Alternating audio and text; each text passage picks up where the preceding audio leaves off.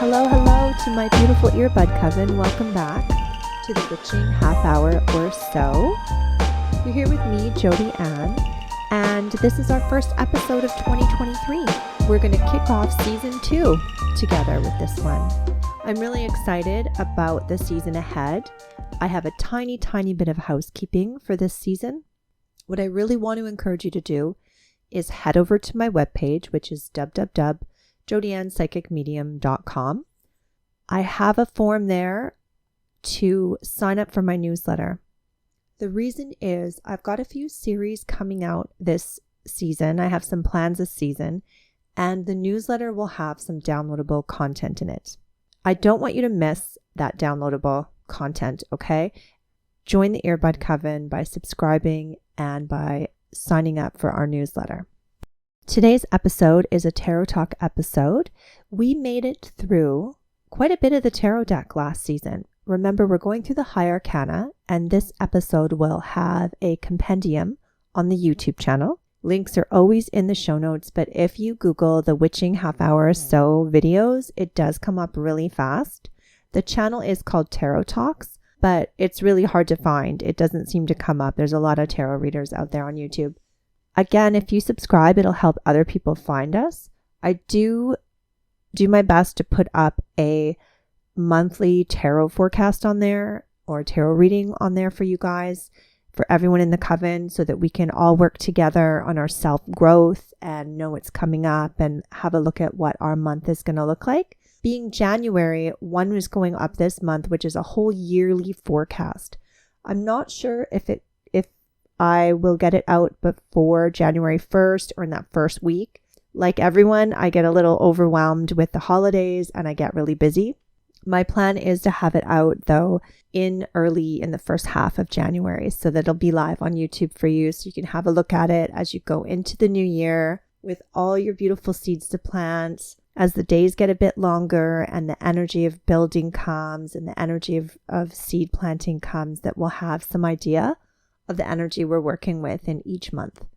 Okay, so the 9th card of the High Arcana is the Hermit Card. This is a really neat card.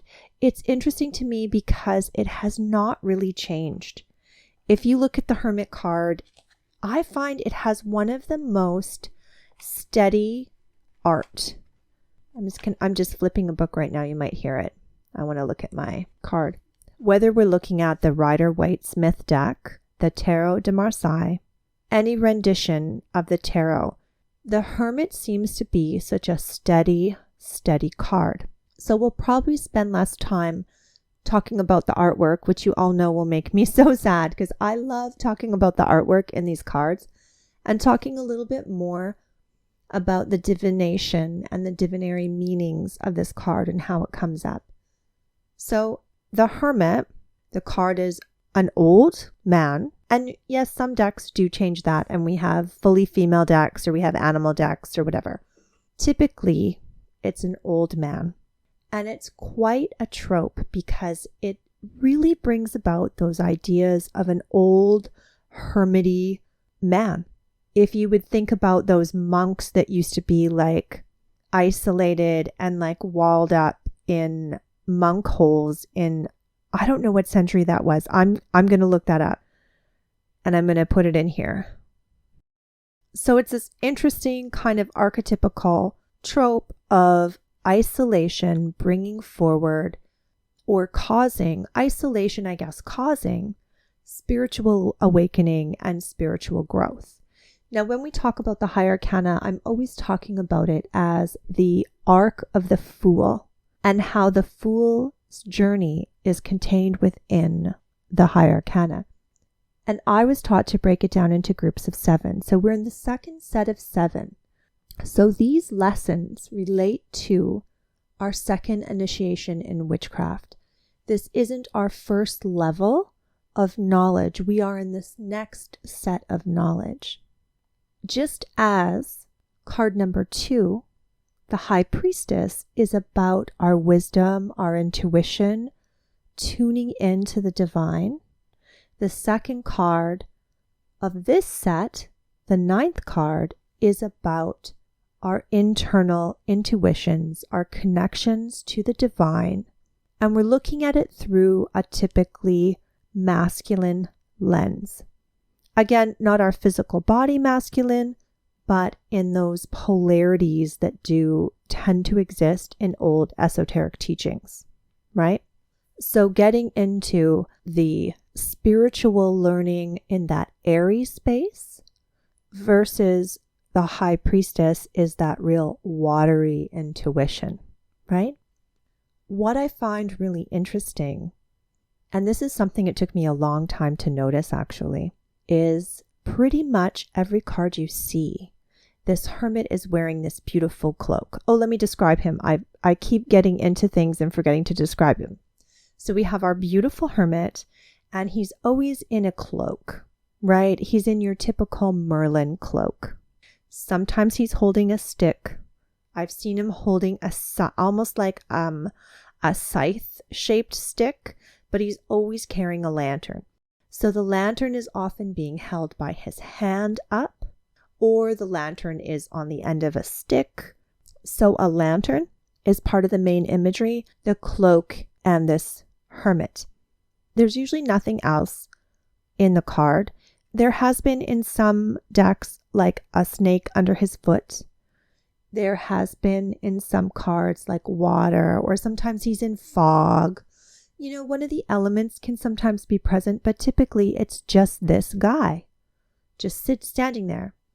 Now the cloak, what's really interesting about the cloak, and it took me years to see this, is that the cloak is a dark color on the outside, often blue, it can be brown or black. And as he lifts up his hand, either holding that stick or holding that lantern, you can see the inside of his cloak, and the inside of his cloak is a different color, a lighter color than the outside of his cloak. And that's where your symbology comes in here. The hermit is doing the internal work. He's going deep within himself. He has the wisdom of the first initiations. He has the first step of wisdom, so he's going deeper into a second level of reflection and learning. The hermit has already mastered the first degree of his ego. He knows how to be quiet and still and listen for divine guidance. And that's what the light is, right? He's already holding that lantern up. He possesses the lantern. He can see into the shadowy depths of his own soul. He can see to the deeper lessons behind the chaos that is happening in his life. The hermit is a representation of our deep inherent wisdom. When we are aligned, grounded, still, and quiet, we can attune to our deep wisdoms. And then when we look at the symbology of a lantern, it's the same idea of light. We can never defeat darkness. It is always there. We just need to bring light to a situation. We need to bring enlightenment in the deepest, darkest recesses of our soul. There is no denying them, but to understand them, we must walk into those places from a place of light, a place of non-judgment, a place of curiosity, a place of wanting understanding. And that's the whole idea of the light. The hermit shines the light on all of our problems so that we can see the patterns behind the problems. We can see the shadow. The closer you bring the light to your problem, the easier it is to see the shadow, right? You'll see the exact shadow that is being cast so that you can work on those aspects as they come up for you. And again, I'm going to reiterate that last piece of symbology that is often missed is that the inside of the cloak is always a different color than the outside. This is an inside job. We are not worried about the surface layers.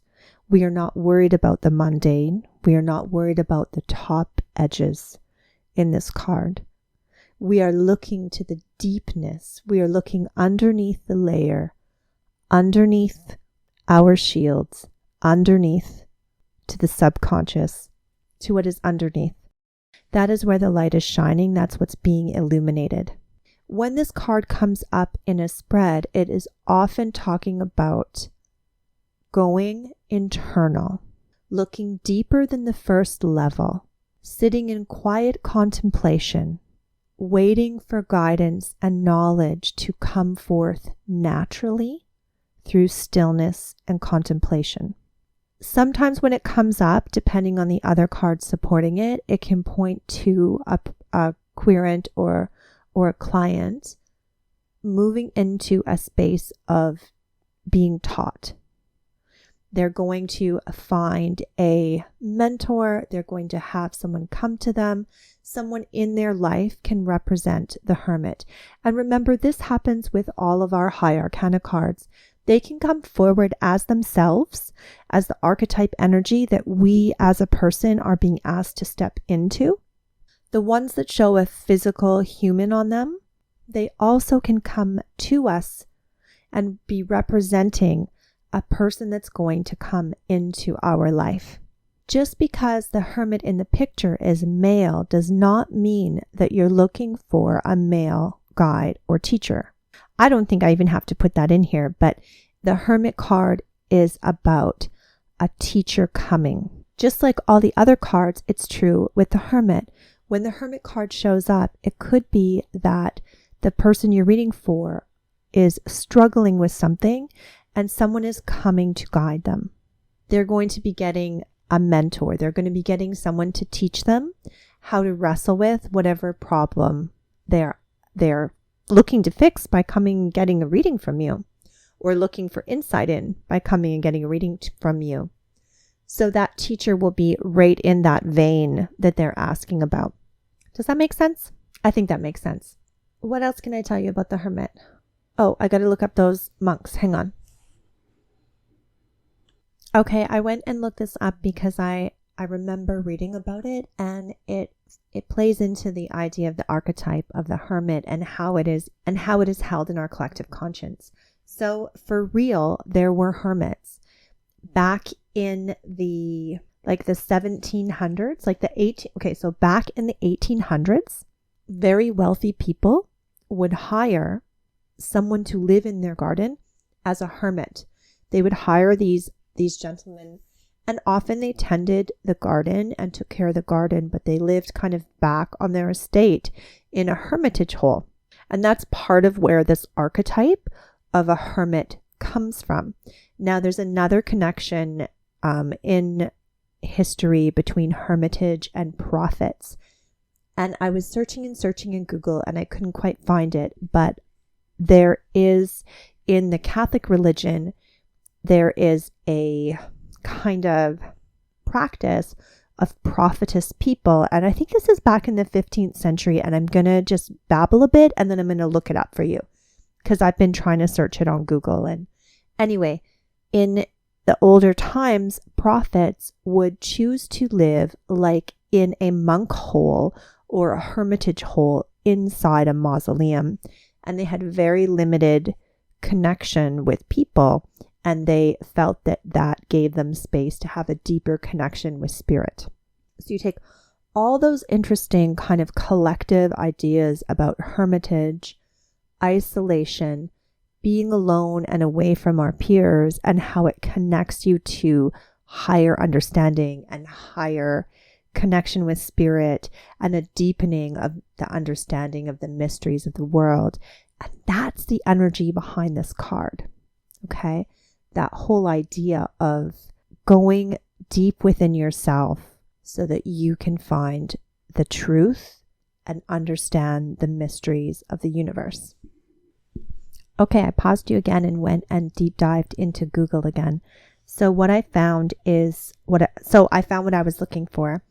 So if you want to know more about like this collective idea of hermits, you can actually Google hermits or Catholic hermits, and it comes up with a Wikipedia page, and you can see some of the history behind religious isolation so that you can become closer to God. Even though this is a pagan podcast, what you will find on Google easily is the Christian aspect of these practices.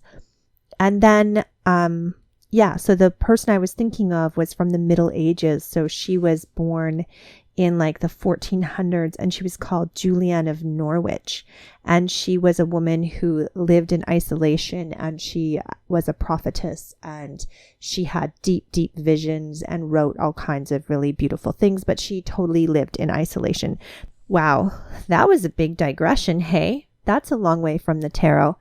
The interesting aspect is that, or the thread that I'm going to try and pick up here, is that the archetypes we deal with in the tarot are in our collective conscience, right?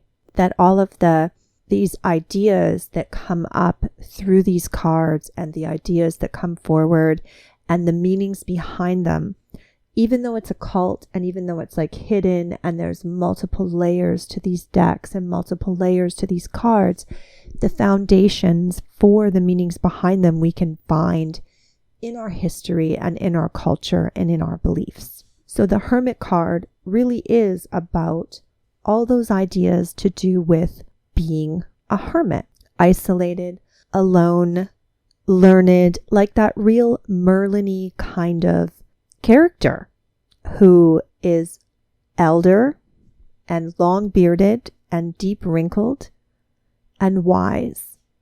And if you really want to get into it, like in our pop culture, the most readily hermit we have other than Merlin at our fingertips to think about is Yoda, right? He lived out there on Dagobah all by himself. He was almost crazy. You know, the way you first meet him, he seems almost senile. He seems almost senile and almost silly, right? He comes across as this funny little creature who's like, wants the candy from R2-D2, but really he has such deep knowledge and deep understanding and deep connection. And he gets that from being alone, right? And of course, in the new movies, you have Luke as well, out on that weird island with the blue milk. This seems to be an episode where I'm digressing a lot, guys.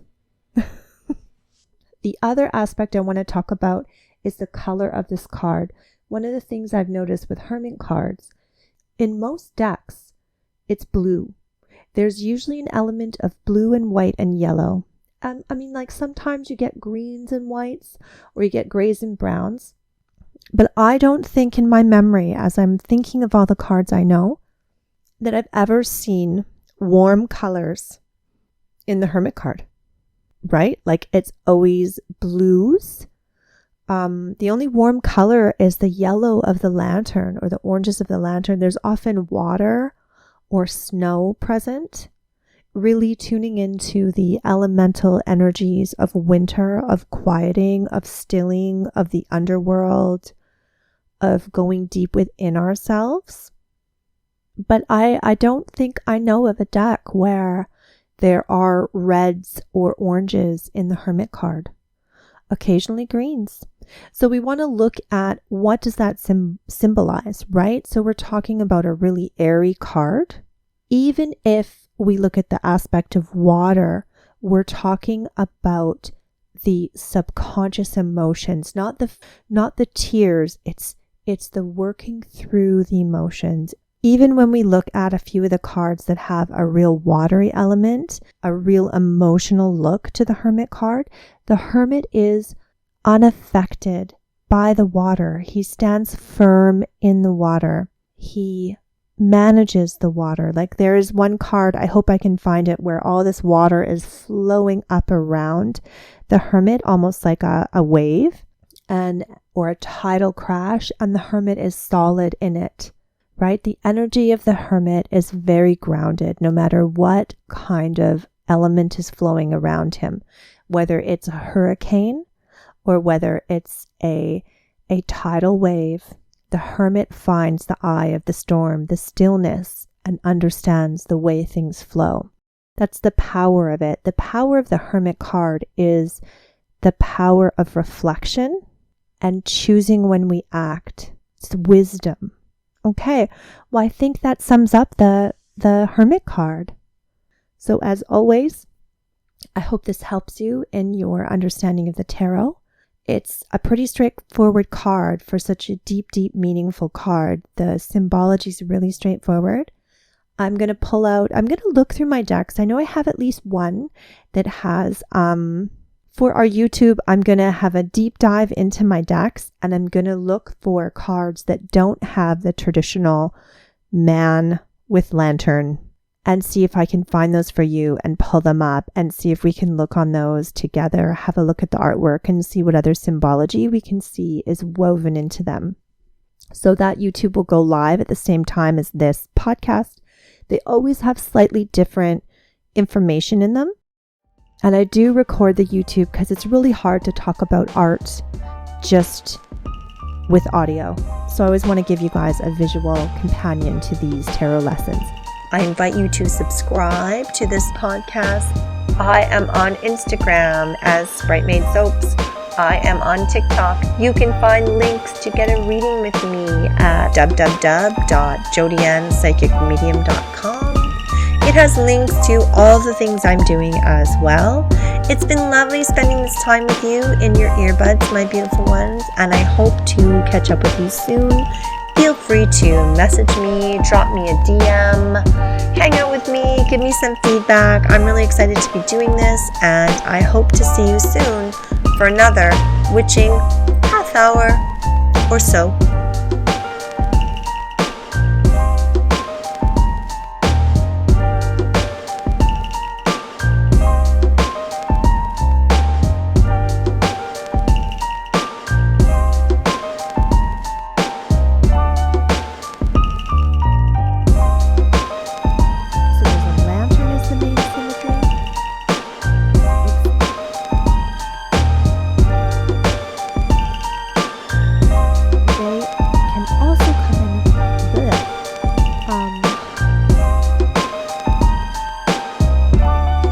I don't think I'm saying this right.